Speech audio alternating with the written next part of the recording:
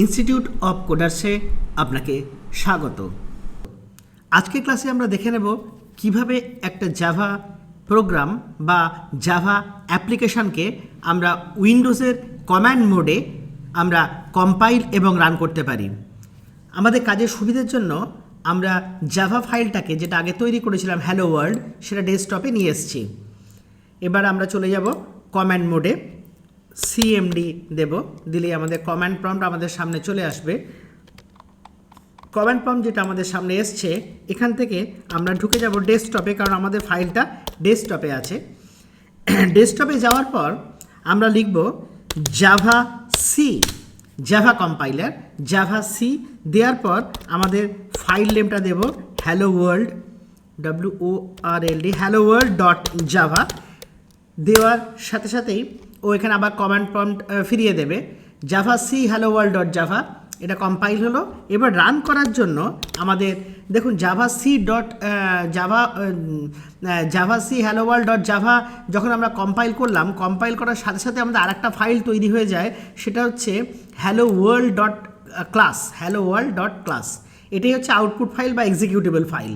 যাই হোক, আমরা এখানে এবারে দেব জাভা স্পেস শুধু প্রোগ্রাম ফাইলের নাম হ্যালো ওয়ার্ল্ড, অর্থাৎ class name hello world dot class দিলেও হয়, না দিলেও হয়।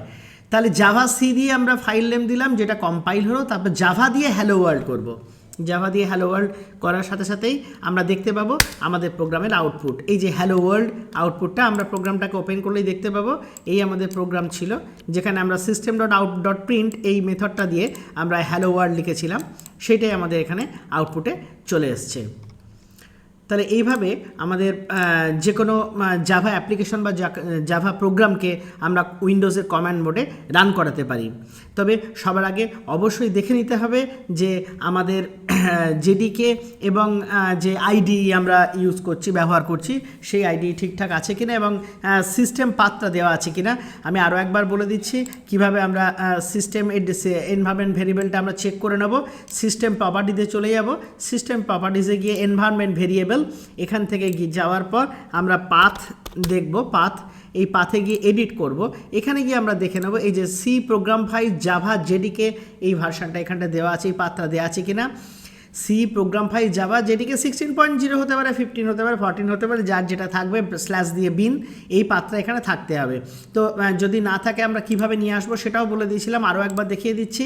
আমরা চলে যাব দিস পিসি, সেখান থেকে সি ড্রাইভ, সেখান থেকে প্রোগ্রাম ফাইলস, সেখান থেকে আমরা চলে যাব জাভা, এই জাভা থেকে চলে যাব জেডিকের ভেতরে বিন, এই পুরো পাথটাকে, এই যে এই পুরো অ্যাড্রেসটাকে আমরা এখান থেকে কপি করব, পুরো অ্যাড্রেসটাকে কপি করে নেব। কপি করে নেওয়ার পর আমরা এই এনভায়রনমেন্ট সিস্টেম প্রপার্টিস থেকে এনভায়রনমেন্ট ভেরিয়েবলস, তারপর আমরা এখান থেকে চলে যাব পাথ, এই যে পাথে গিয়ে এডিট, এখান থেকে যদি না থাকে নিউ করব, নিউ করে এখানটা আসার পর কন্ট্রোল ভি। আমার যদি এটা করা আছে, আমি এখানে ক্যান্সেল করে দিলাম। তাহলে এটাই আমাদের চেক করে নিয়ে ওকে করে নিতে হবে। এটা করা থাকলে আমরা অবশ্যই যে কোনো জাভা অ্যাপ্লিকেশন বা জাভা প্রোগ্রামকে উইন্ডোজের কমান্ড মোডে রান করাতে পারবো। ঠিক আছে, আজকের ক্লাস এই পর্যন্ত।